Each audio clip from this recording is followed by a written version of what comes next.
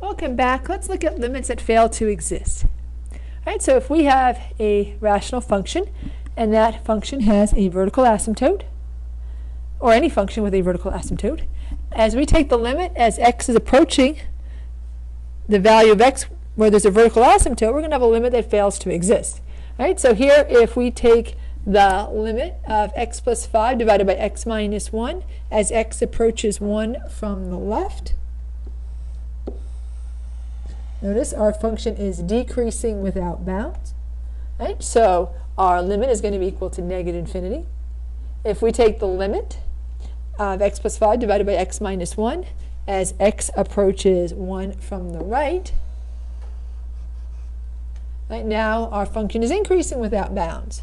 So the limit of x plus 5 divided by x minus 1 as x approaches 1 does not exist. We can't even phrase it in terms of a direction. This simply does not exist. Right? So our function is not approaching a real number as x approaches 1. By the way, if x approaches a,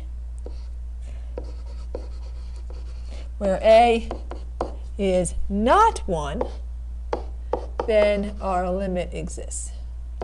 So everywhere else but 1, right, the limit exists. We are approaching a real number, but not at 1.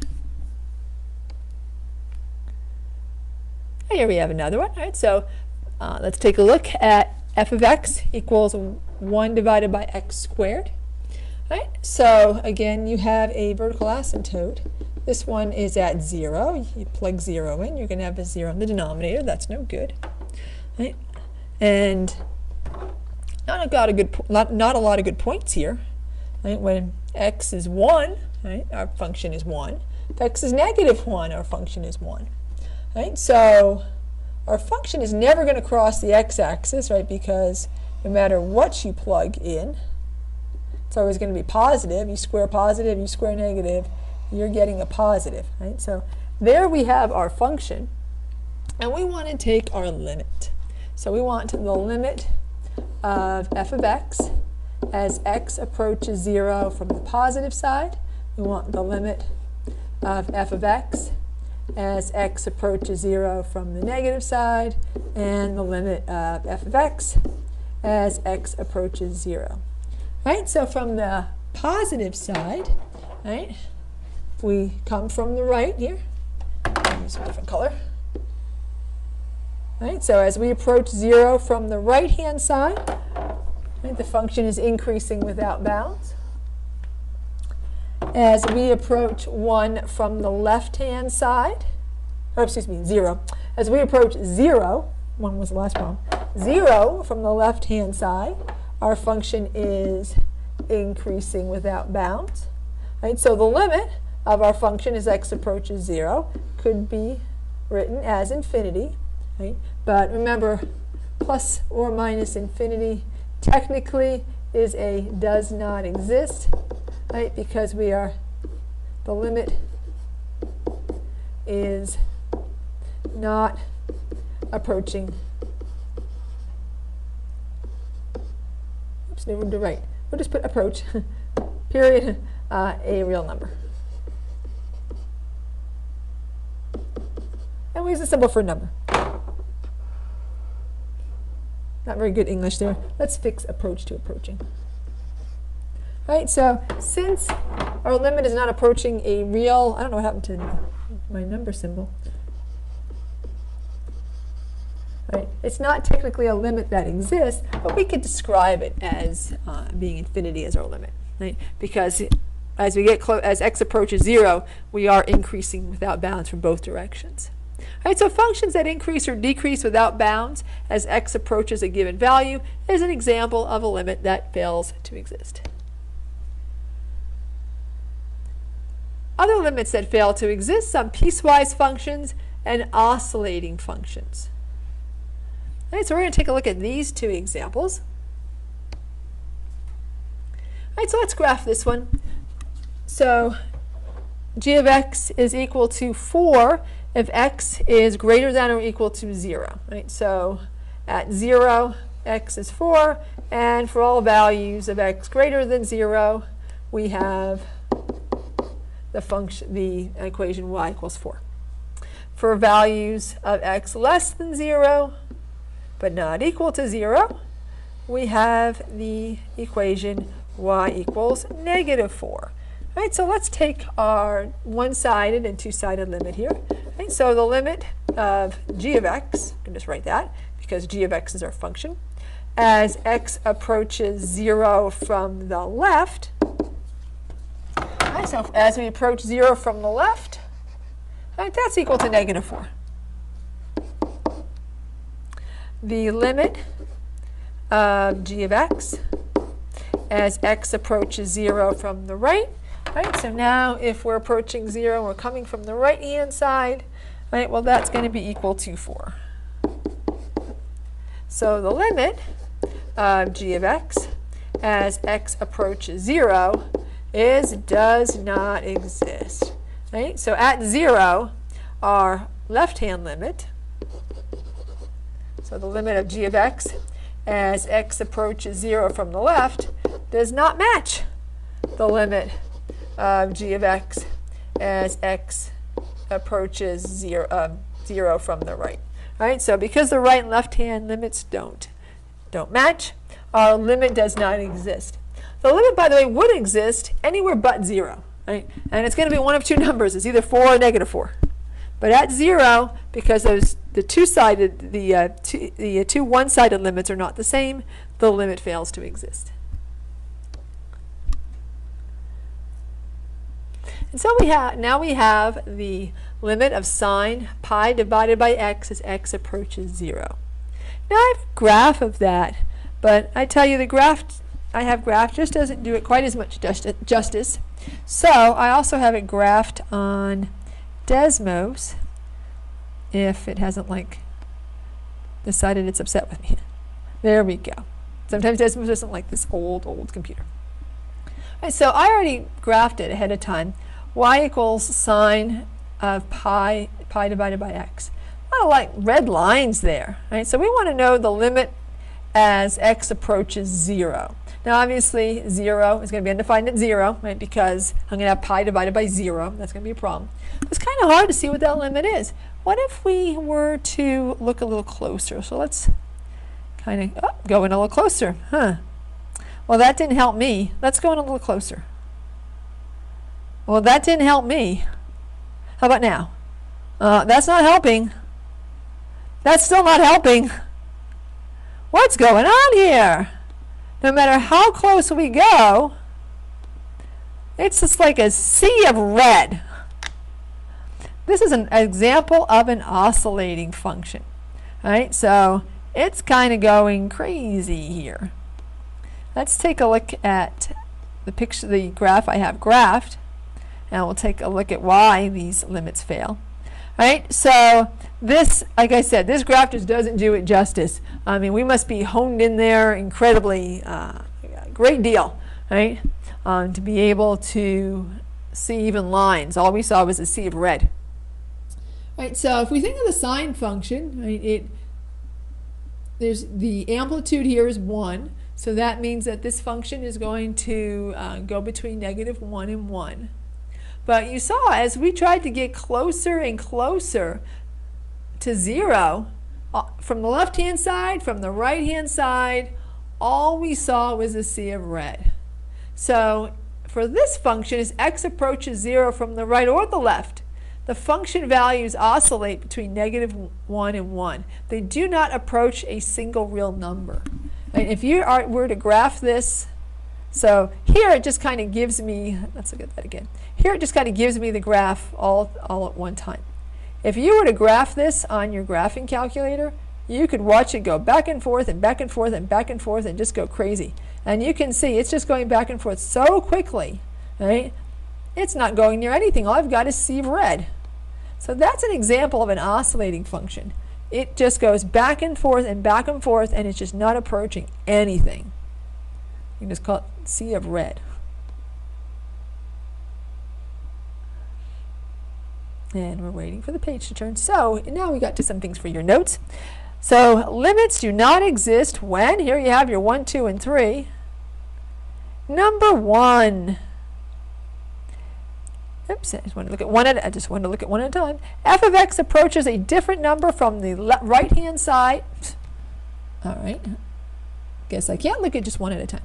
F of x approaches a different number from the right side of C than it approaches from the left side of C. So in other words, the limit as x approaches C from the left does not equal the limit as x approaches C from the right. Right? You can put that in your notes by number 1. Number 2. Oh my gosh. All right, let's just get rid of this altogether. Number 2, f of x increases or decreases without bounds as x approaches C. Right? So the limit, oops, we should really have the limit of something. Let me fix that. I did the same thing over here. All right, so the limit of f of x from the left does not match the limit from the right. Right? So your f of x is approaching a different number from the right-hand side than the left-hand side. If your limit as x approaches C of our function is positive or negative infinity, that is increasing or decreasing without bounds, right? Or the one side is positive infinity and the other side is negative infinity. Either way, right? You're increasing or decreasing without bounds, right? That is an example of a limit that does not exist. Or if f of x oscillates between two fixed values as x approaches C. So just like when I showed you that graph of sine, right? It's not headed towards something. It's just going back and forth. And the closer we look, the more it's going back and forth. Right? That's an example of a limit that does not exist. It's not approaching something.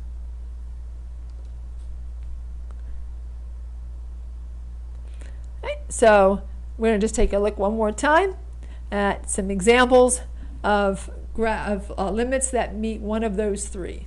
Right? So here we have limits that do not exist.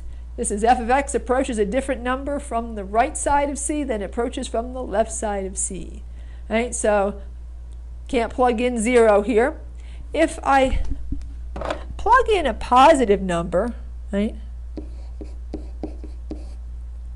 my function here is going to be 1, right? Because I'm going to have some value of x in the numerator and I'm going to have the same value of x in the denominator, right? So that's going to be 1. If I plug in a negative value over here, this is still going to be positive in the numerator because it's the absolute value. But over in the denominator, that's going to be negative. So we're going to be negative 1.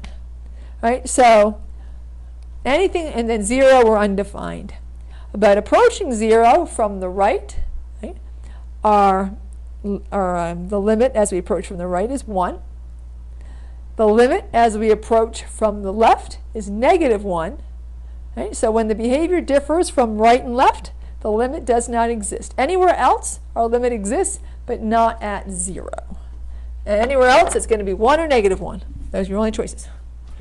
And does not exist right at 0. Right? So the left-hand limit and the right-hand limit do not match, your limit does not exist.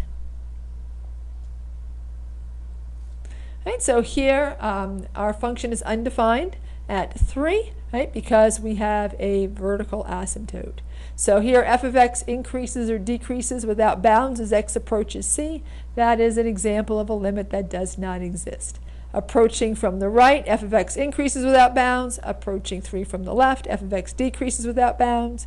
When the function increases or decreases without bounds, the limit does not exist. And here's another oscillating function. All right, so this one is sine 1 over x. The function does not exist, obviously, at 0. But as we approach from the right-hand side, the left-hand side, and the two-sided limit, right, we're not approaching any real number value. In a sense, the classic sine wave is being turned inside out relative to the y-axis, and instead just goes rapidly back and forth between -1 and 1, faster and faster. as x approaches 0. We saw that in the graph. This one looks a whole lot like the other one. So when f of x oscillates between two fixed values as x approaches c, the limit fails to exist. Right? And so our three examples when the limit fails to exist. Let's look at some limits that do exist. This one is in your notes, I do believe. It doesn't say notes there on, but it is in your notes. So if we have an endpoint of a function, only has a one-sided limit because we can't come from the left. And those r's there in circles, they are supposed to be a right arrow. Sometimes things just don't come out as they should. So they're all supposed to be arrows. All right, so we want to find the limit of f of x as x approaches 0 from the right. Oh, and this is kind of a pixelated little version here. Let's just make that look a little cleaner. All right, look kind of a curve there and a straight line. Yeah, that looked a whole lot better. So glad I redid that one, huh? So it's not a bunch of crazy lines. It is supposed to be a straight line. All right, so as we approach 0 from the right-hand side, that would be this direction, and we can see that our limit is 0. If we take the limit of f of x as x approaches 2 from the right-hand side, so here is 2 right here, and we're coming from the right, so this would be this way here. Except the function just literally stops, doesn't it? So we're looking here at 2. Here's 2. Where do I come from? There's no right over anywhere, right? We literally have, it appears to be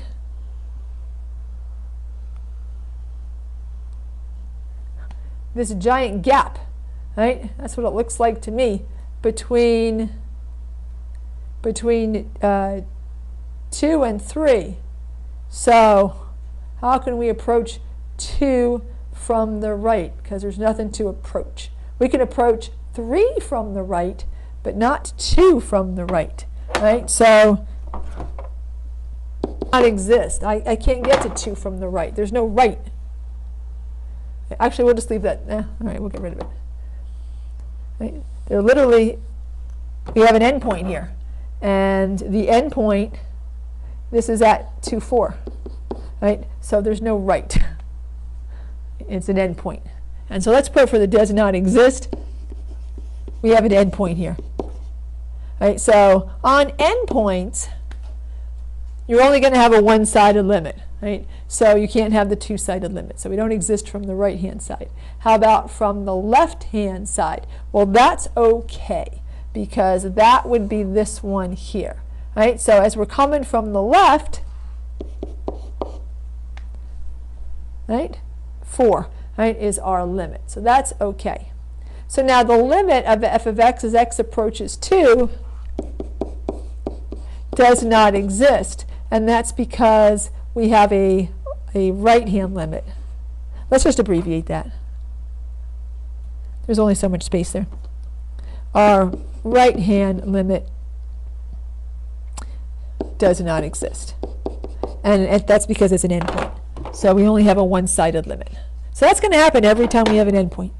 Right, so the limit of our function as x approaches 3 from the positive side, right, that's right here. That's no problem. Oh, I love the arrow. That's 0.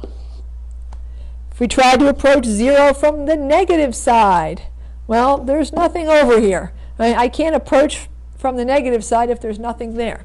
So this is also a does not exist, and that's because it's an endpoint. So at endpoints, you're only going to have a one-sided limit, so one of them is not going to exist. If you're an endpoint on the left-hand side of the graph, you don't have a left-hand limit. If you're an endpoint on the right-hand side of the graph, you don't have a right-hand limit. Right? So things are a little different when we have endpoints. Right? Let's look at, I think this is the last example. So here we're just, in terms of definition of limit, we're just looking at some limits graphically. Right? Let's answer the f of 2 and the f of 4. We'll do that first, and you have that in your notes. All right, so f of 2 is equal to 4. Right, that would be right. Oh, I'm sorry. I'm literally looking at 4, f of 4, not f of 2.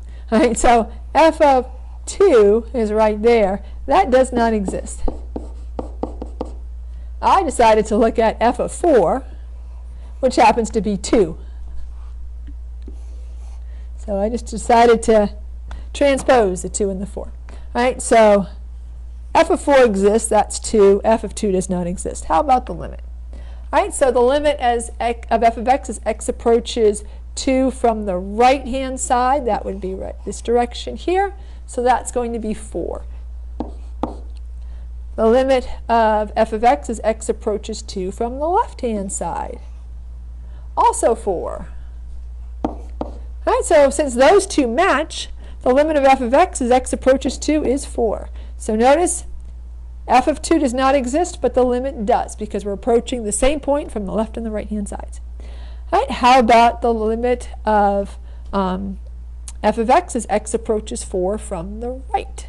Right, so as we're approaching 4 from the right, that would be 1. Let's get rid of this arrow because it's kind of in my way for the limit of f of x as x approaches 4 from the left. So if I'm approaching 4 from the left, right, that's going to be 2. They don't match. So that's going to, our limit of f of x as x approaches 4 does not exist, right? And that's because these don't match. Right? Our right-hand limit and our left-hand limit don't match. Right? So does not exist on the two-sided limit. And by the way, this one does not have any endpoints, so I couldn't take the limit of an endpoint, right? Because the function actually is going to keep on going to the right and to the left. It's definiting the same point as from the right and left when x is 2. Points in the other graph. Officially is the end of this podcast. Aren't finished. I want to discuss in class. All right, so we'll take a look at those in class. Thanks for watching the podcast. Bye for now.